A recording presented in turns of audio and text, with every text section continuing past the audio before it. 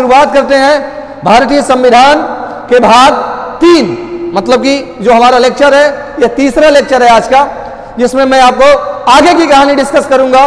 तो सबसे पहले जो पहले वाली क्लास थी उसमें मैंने कुछ आपको चीजें बताई थी, उसका हम रिवाइज करेंगे और उसके बाद से तुरंत आगे बढ़ जाएंगे। देखिए, जैसा कि दोस्त मैंने पिछले क्लास में आपके साथ डिस्कस किया था कि इंडियन पॉलिटी को हम लोग पढ़ रहे हैं, भारतीय संविधान को पढ़ रहे हैं, और भारतीय संविधान के अंदर पिछले लेक्चर में मैंने आपको बताया था कि दुनिया के अंदर राजनीति कहां से आई। तो सुकरात लेकर आए दुनिया के अंदर। सुकरात का शिष्य हुआ था प्लेटो का शिष्य हुआ था अरस्तु का शिष्य हुआ था सिकंदर। सुकरात से प्रश्न पूछे जाए कि सुकरात कहां के रहने वाले थे, तो ग्रीस के रहने वाले थे। सुकरात का जो शिष्य प्लेटो, उसने किस किताब की रचना की, तो द रिपब्लिक की रचना की। उसने एक एकेडमी भी खोली जिसका नाम था द एकेडमी। उसके बाद से प्लेटो का शिष्य जो अरस्तु हुआ, जो राजनीति विज्ञान का जनक कहा जाता है, उसने एक बहुत अच्छी पुस्तक लिखी द पॉलिटिक्स। तो ये सारी की सारी चीजें हम लोग कवर कर चुके थे। उसके बाद से मैंने बताया कि भारतीय संविधान के बनने की कहानी क्या है। 1914 से मैंने स्टार्ट किया था, प्रथम विश्व युद्ध से लेकर के, कि 1914 से 18 के दौर चल रहा था। प्रथम विश्व युद्ध शुरू था और उसी दौरान महात्मा गांधी 15 के अंदर आते हैं, और जब भारत की दुर्दशा देखते हैं कि इस तरीके की अंग्रेज हमारे इंडियन नागरिकों के साथ ऐसा कुछ काम कर रहे हैं, तो उन्होंने आवाज उठाया। और जब आवाज उठाया तो ब्रिटिश के तरफ से यह सांत्वना दी गई थी कि प्रथम विश्व युद्ध में जो ही खत्म होगा हम आपको स्वतंत्र कर देंगे। फिर उन लोगों ने स्वतंत्र नहीं किया। फिर आप देखेंगे कि गांधी जी लगातार आंदोलन पे आंदोलन करते चले गए। फिर मैंने आपको बताया था पिछले वीडियो में कि दूसरा विश्व युद्ध शुरू हुआ 1939 से लेकर के 45 के बीच, और उस बीच पुनः एक बार ब्रिटेन बुरी तरीके से फंस जाता है और भारतीयों से कहता है कि भाई आप हमारी हेल्प कीजिए। फिर मैंने बताया था कि उसी दौरान 1942 के अंदर क्रिप्स मिशन भेजा गया था। तत्कालीन प्रधानमंत्री वहां के थे विंस्टन चर्चिल, जो आते थे कंजर्वेटिव पार्टी से। तो कंजर्वेटिव पार्टी की सरकार 1942 के दौरान थी और उन्होंने क्रिप्स मिशन इंडिया के अंदर भेजा। तो जो ही क्रिप्स मिशन इंडिया के अंदर भेजा तो भाई वादे 2 बार कर चुके थे, एक बार वादे से मुकर चुके थे। तो उसी समय जो हमारे भारत के नेता थे वो समझ चुके थे कि अंग्रेजों की औकात क्या है। तो इस बार जो हुआ 1942 के अंदर जो इसने क्रिप्स मिशन भेजा, तो सबसे पहले हमारे नेताओं द्वारा इसको नकार दिया गया, और नकारने के बाद यह कहा गया कि यह सब झूठ है, क्योंकि पिछले बार भी यही हुआ था। अब इस बार इस मौका को हम लोग जाने नहीं देंगे। तो जो भी चाहे अंग्रेज चाहे कितने भी दावे कर ले, इनके चक्कर में हमको नहीं आना है। तो जब इनके चक्कर में नहीं आना है, तो अब जब भारतीयों का इतना पुरजोर विरोध किसने देखा, चर्चिल ने देखा। विंस्टन चर्चिल जो तत्कालीन समय का सबसे बड़ा तानाशाह, भारतीयों के खून का कोई प्यासा था, तो यह वही नालायक नेता ब्रिटेन का विंस्टन चर्चिल। आप बताना चाहेंगे आपको कि बंगाल के अंदर 1942-43 में भयंकर अकाल पड़ा था। बंगाल के जो नागरिक थे खाए भी ना मर रहे थे, लेकिन इस दुष्ट ने वहां के सभी अनाज को, जितना भी फूड सामग्री थी, ब्रिटेन आर्मी को सौंप दिया। और नतीजा यह हुआ कि लगभग हजारों लाखों की संख्या में ब्रिटेन के लोग मारे गए। तो भारतीयों के खून का प्यासा ये विंस्टन चर्चिल, जैसे कहा जाता है ना कि ऊंट पहाड़ के नीचे आ गया, तो ऊंट पहाड़ के नीचे भाग गया था। 1942 के अंदर जब एक क्रिप्स मिशन इसका नकार दिया गया, उसके बाद से इसको अब जानते ही हैं, जीत तो मिली किसी तरीके से, लेकिन वो सफल नहीं हो पाया और इतना ज्यादा क्षति हुआ था ब्रिटेन के अंदर कि इसकी जो सरकार है वो 1945 के अंदर गिर जाती है। विंस्टन चर्चिल हार जाता है। विंस्टन चर्चिल जो कंजर्वेटिव पार्टी की सरकार थी वो चली गई। अब 1945 के अंदर एक प्रधानमंत्री बनता है ब्रिटेन का, जिसका नाम है क्लीमेंट एटली। क्लीमेंट एटली जो है ये 1945 में सत्ता में आता है, ब्रिटेन के अंदर आता है, ब्रिटेन का प्रधानमंत्री बनता है। पूछा जाए कि क्लीमेंट एटली किस पार्टी से था, बहुत बार अलग अलग एग्जामों में पूछा गया है, तो लेबर पार्टी से था। लेबर पार्टी, 2 तरीके की पार्टियां हैं, एक कंजर्वेटिव पार्टी जिसका चर्चिल था जिस पार्टी से, दूसरा आप देखेंगे क्लीमेंट एटली जो लेबर पार्टी से था। तो लेबर पार्टी की सरकार 1945 में आती है। क्लीमेंट एटली वहां के प्रधानमंत्री बनते हैं। और जो ही क्लेमेंट एटली ब्रिटेन के प्रधानमंत्री बनते हैं, उन्होंने भारतीयों के बारे में सोचा। सबसे पहले ऐसा प्रधानमंत्री, ब्रिटेन के इतिहास का पहला ऐसा प्रधानमंत्री जो भारतीयों के लिए सोचा, और सोचने वाला एकदम मजबूरी कर ही दिया था। भारतीय नागरिक आंदोलन पे आंदोलन इतना ज्यादा कर चुके थे कि मजबूर हो चुके थे अंग्रेज, अब तो उनको जाना ही था।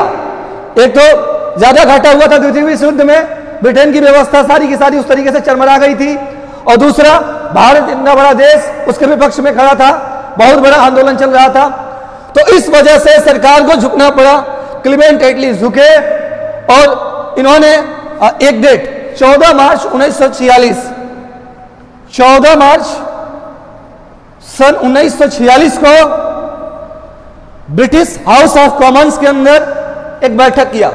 जैसे हम लोग यहाँ लोकसभा होता है, उसी तरीके से वहां पे ब्रिटिश हाउस ऑफ कॉमन्स है, तो उसके अंदर बैठक हुआ 14 मार्च सन 1946 को।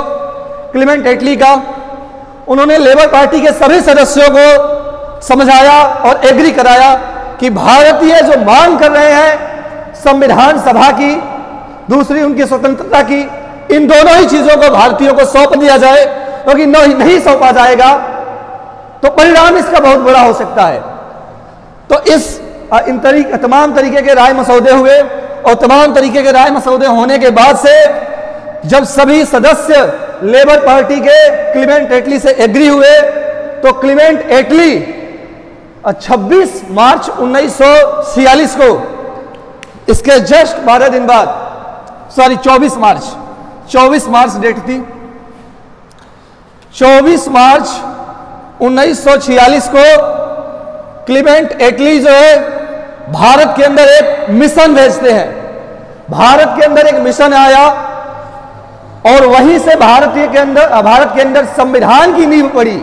जो संविधान सभा की मांग बहुत ज्यादा दिनों से चल रही थी कि भारत को एक संविधान चाहिए, अब उसकी नींव पड़ने वाली थी इस मिशन के द्वारा। जानते हैं उस मिशन का नाम? हमको लग रहा है सभी आप लोग जानते होंगे, कैबिनेट मिशन, जिसका नाम था कैबिनेट मिशन।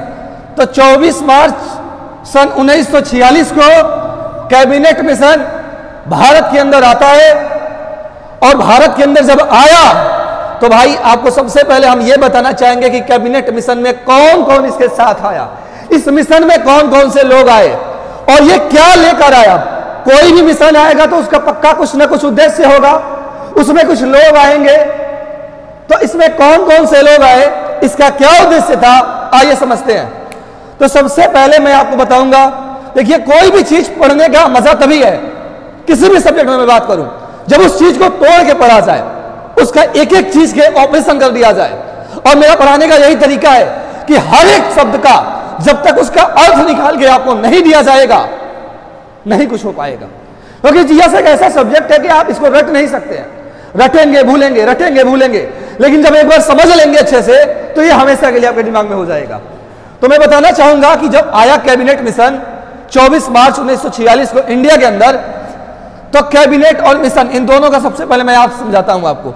कैबिनेट देखिए एक इंग्लिश शब्द हुआ तो कैबिनेट इंग्लिश शब्द हुआ। अगर इसके हिंदी की बात करेंगे तो इसका हिंदी होता है मंत्रिपरिषद। अब ये बताइए मंत्रिपरिषद में क्या होगा भाई? मंत्रिपरिषद में कोई ना कोई आदमी होगा, मंत्रिपरिषद में कोई ना कोई आदमी होगा। तो इस मंत्रिपरिषद में कितने आदमी थे सबसे पहले ये जानते हैं। तो इस कैबिनेट के, जो कैबिनेट का हिंदी मंत्रिपरिषद है, इस मंत्रिपरिषद के अंदर ब्रिटेन की तरफ से 3 आदमी भेजे गए थे। पहला व्यक्ति था पैथिक लॉरेंस, पहला व्यक्ति पैथिक लॉरेंस, दूसरा व्यक्ति एवी अलेक्जेंडर, एवी अलेक्जेंडर, और जो तीसरा व्यक्ति था स्टेफोर्ड क्रिप्स।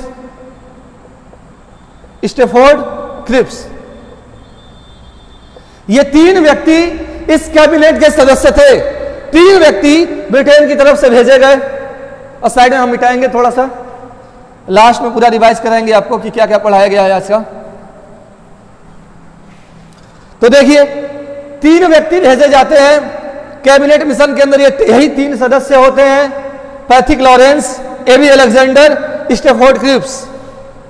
अब सबसे पहली बड़ी बात यह है कि नाम याद करना। इन तीनों का नाम कैसे याद रखेंगे कि कैबिनेट मिशन में कौन कौन से लोग आए थे, उनका नाम क्या है। बहुत बार एग्जाम के अंदर पूछा गया कि निम्नलिखित में से कौन सा कैबिनेट मिशन का सदस्य नहीं था, या यह पूछा जा सकता है कि निम्नलिखित में से कौन सा कैबिनेट मिशन का सदस्य था। तो नाम याद करने में लोगों को बड़ी समस्या होती है। तो आइए बहुत ही छोटी जानकारी देकर मैं इस चीज को आपको समझाऊंगा एक ट्रिक के माध्यम से। देखिए, ये जो कैबिनेट मिशन, जैसा कि मैंने बताया कि ये भारतीय संविधान के लिए, भारतीय संविधान के बनने के लिए एक पास के रूप में था। पास होता है ना, रेलवे में आप यात्रा करते हैं, जिनके माप होंगे रेलवे के अंदर, तो पास लेकर यात्रा करते हैं। बसों का भी पास होता है। तो जब तक कोई पास नहीं मिलता है, आप उसके अंदर एंट्री नहीं कर पाते हैं। ठीक उसी तरीके से ये जो कैबिनेट मिशन था, ये भारतीय संविधान बनने के लिए एक पास था, भारत की आजादी का एक पास था, को कैबिनेट मिशन। तो अब इस पास वाले ट्रिक से इसको याद रखेंगे। इन 3 व्यक्तियों का नाम, पैथिक लॉरेंस में पॉ का आप इंग्लिश देखेंगे तो पी से आएगा। एबी अलेक्जेंडर, तो यहां पे पहला अक्षर ले लेंगे ए, और उसके बाद से स्टेफोर्ड क्रिप्स, इसमें पहला अक्षर एस। तो ये भारतीय संविधान बनने के लिए एक पास था, और इस पास में कितने लोग थे, तो 3 लोग थे। अब ये नाम आपको हमेशा के लिए याद हो जाएगा, PAS, पास। अब कोई भी मंत्री परिषद आएगी तो पक्का है कि कुछ का कोई ना कोई अध्यक्ष तो होगा कि नहीं होगा? जी हाँ, बिल्कुल होगा। तो अगर यह पूछा जाए कि मंत्री परिषद का अध्यक्ष कौन था, तो मंत्री परिषद का अध्यक्ष ही बताइए, अध्यक्ष आगे रहेगा कि पीछे? तो अध्यक्ष हमेशा आगे रहता है।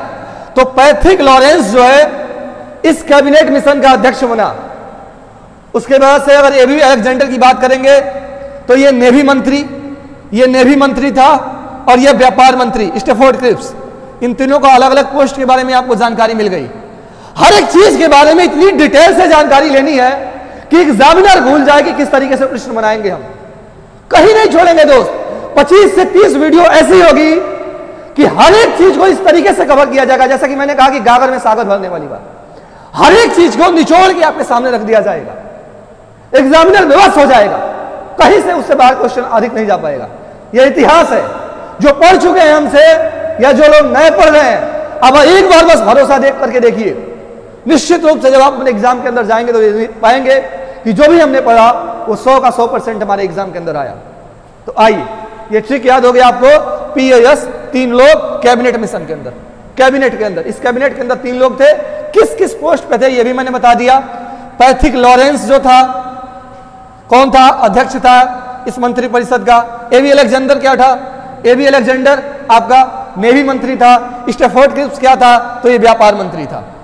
अब कैबिनेट मिशन में हमने कहा कि कैबिनेट शब्द का अर्थ तो आपने समझ लिया कि कैबिनेट का अर्थ ये होता है। अब हम मिशन का अर्थ समझते हैं। मिशन की अगर हिंदी की बात करेंगे तो इसका क्या होता है? उद्देश्य। मिशन की अगर हिंदी की बात करेंगे तो इसका हिंदी होता है उद्देश्य। तो इस कैबिनेट का क्या उद्देश्य रहा होगा? तो कैबिनेट का उद्देश्य, ये जो मंत्री परिषद हमारे इंडिया के अंदर आई थी, ये क्या लेकर आई थी भाई? मिठाई लेकर आई थी कि लड्डू लेकर आई थी कि रसगुल्ला लेकर आई थी? तो ये तीनों ही चीजें नहीं लेकर आई थी। ये भारतीय के लिए इस मिठाई, रसगुल्ला और लड्डू सबसे बड़ा उपहार था। मिशन क्या था? तो जो मिशन हमारे भारतीय नागरिकों का सैकड़ों सालों से चल रहा था, वो मिशन अब पूरा होने वाला था। इसका मिशन एक ही था। इसका हिंदी उद्देश्य, 2 उद्देश्य थे इसके। पहला कि जो भारतीय डिमांड कर रहे थे अभी तक, भारतीयों की डिमांड क्या थी कि हमको संविधान चाहिए, हमको संविधान चाहिए, हमको संविधान सभा चाहिए। तो जो संविधान सभा की डिमांड इतने दिनों से चल रही थी, वो इस मिशन के अंदर थी। दूसरी चीज क्या थी भाई? अंतरिम सरकार का गठन। अंतरिम सरकार कि हम भारतीयों की सरकार बनेगी। अंतरिम सरकार क्या होती है, पूरी डिटेल से चर्चा हम आगे करेंगे।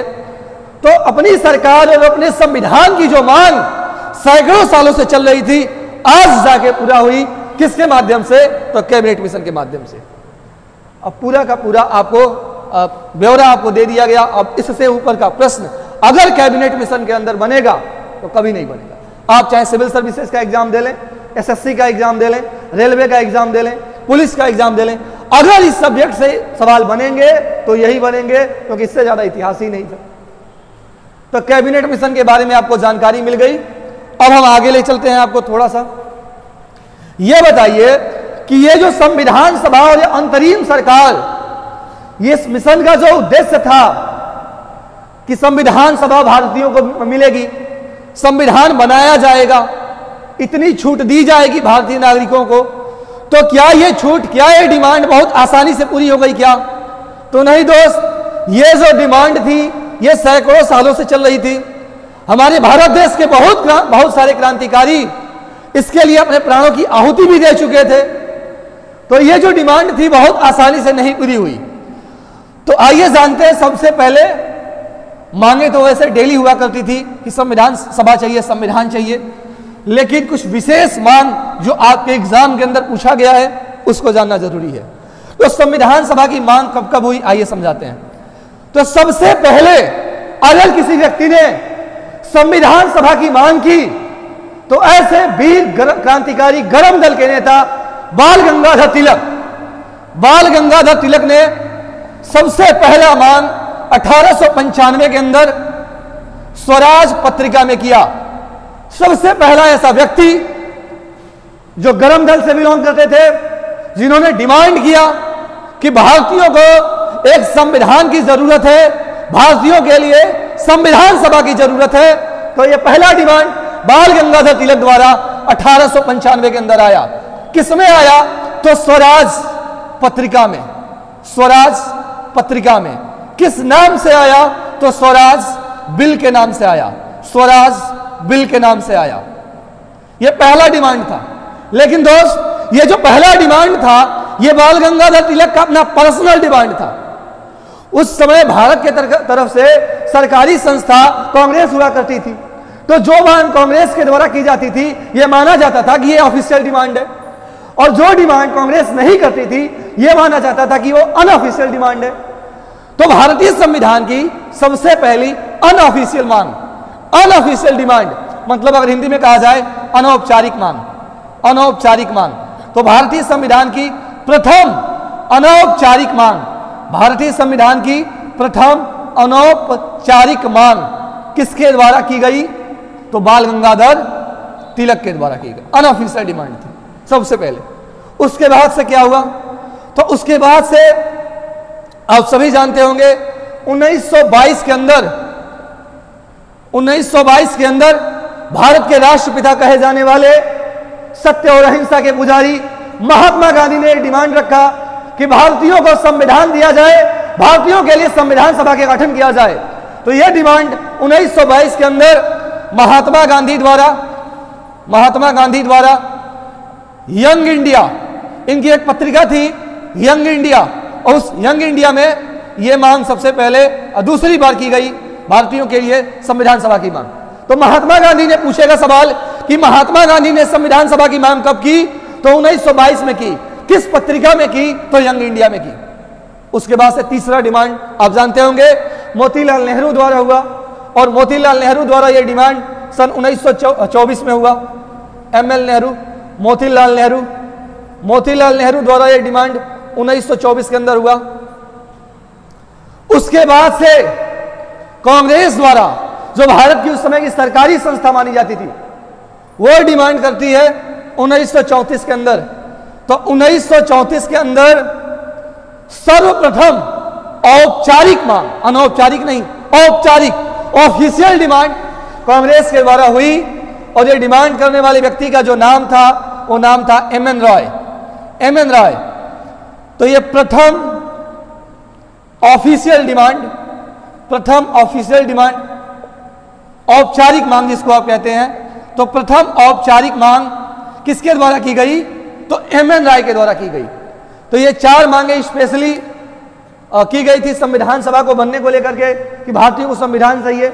ये चार मांगे तो बहुत सारी हुई थी, लेकिन मैंने कहा कि पॉइंट टू पॉइंट चलना है बस। तो पॉइंट टू पॉइंट के हिसाब से अगर देखेंगे तो यही चार चीजें आपके एग्जाम के अंदर सबसे ज्यादा पूछी गई हैं। अब जब भारतीय संविधान सभा की मांग पूरी हो गई, भारतीय संविधान सभा की जब मांग पूरी हो गई, तो हम आगे चलेंगे कि भारतीय संविधान सभा का गठन किस तरीके से हुआ, कितने सीटों पे चुनाव हुआ, क्या क्या हुआ, इस सारी जानकारी के साथ मैं आपके अगले वीडियो में मिलूंगा। बाकी इस वीडियो में अगर किसी प्रकार की कोई समस्या, किसी प्रकार की कोई गलती हुई होगी तो मैं उसके लिए आपसे माफी चाहूंगा। बाकी इस कंटेंट के माध्यम से आप जो फायदा उठा सकते हैं उठाइए, जो आपको अच्छा लगे नोट्स बनाइए, निश्चित रूप से आपके एग्जाम के अंदर काम आएगा और आप अपने मंजिल तक पहुंचेंगे।